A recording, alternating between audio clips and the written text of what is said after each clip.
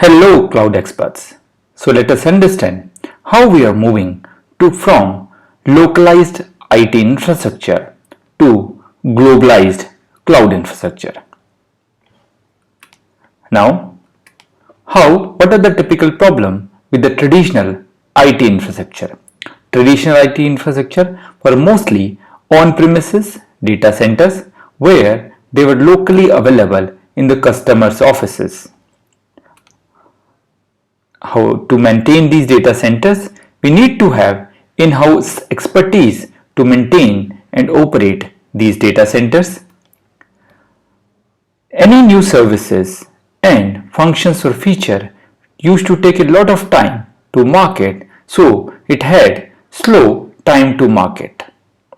And it comes with high capex and opex cost. What are the typical life cycle of traditional IT infrastructure? So we used to plan for the IT infrastructure, then used to buy those infrastructure.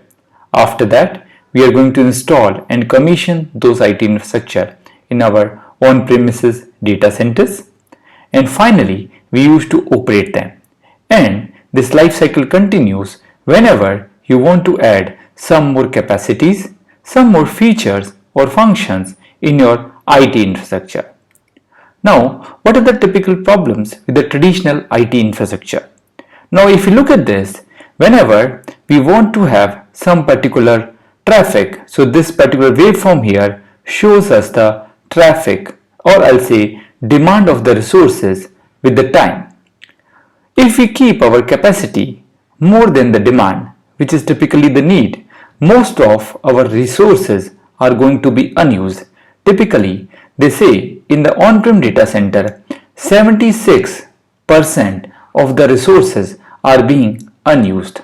However, to reduce this wastage, if we try to keep the capacity less than the demand, in this case, there can be two different scenarios. Either we lose revenues because our capacity is not able to meet the demand, so we lose the revenue part of it, or if customers are not happy with the services where they are not able to get the required capacities, the users will leave the system, and finally you're going to lose the users as well. Now, the best way to maintain all these things is to move towards virtualization, where all the compute, storage and networking infrastructure can be virtualized, and that can be done by using some hypervisor, and all these physical infrastructure can be converted into multiple virtual machines. So VM here stands for virtual machines, and every VM can run their own operating systems and their own applications. Also, virtualization gives us flexibility to increase or decrease the capacities of our virtual machines. Now, it all started with the boom of internet, when we started getting lot of services which are available on internet, whether it is Google Drive to store your file, or WhatsApp, which is used for instant messaging, or YouTube, which is used for real-time video streaming, as well as the video streaming platforms.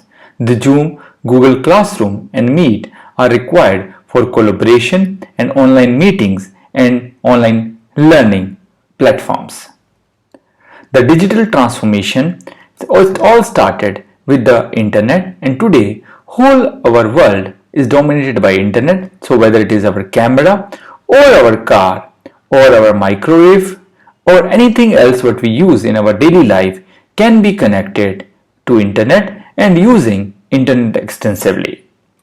Now, with the advent of big data and artificial intelligence and machine learning, the huge amount of data started flowing in the system, and it becomes really difficult to store this data, analyze this data, and making some required output or some required information, capture some required information from this huge amount of data. The more and more the AI and artificial intelligence and the machine learning started coming to the picture, and that makes it more difficult to manage all the various services by using traditional IT infrastructure.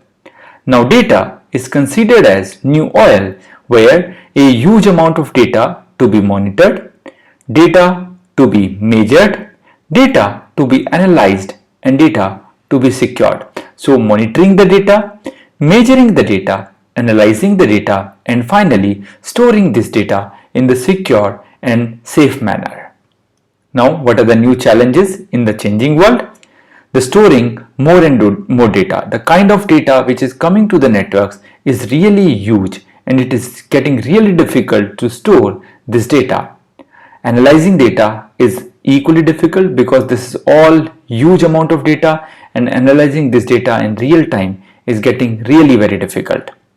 Now, keeping this data secure, storing this data in a secure manner is another challenge which is coming to the on-prem data centers. To have latest applications, services or functions, we need more and more computing power, which is really difficult with the traditional data centers.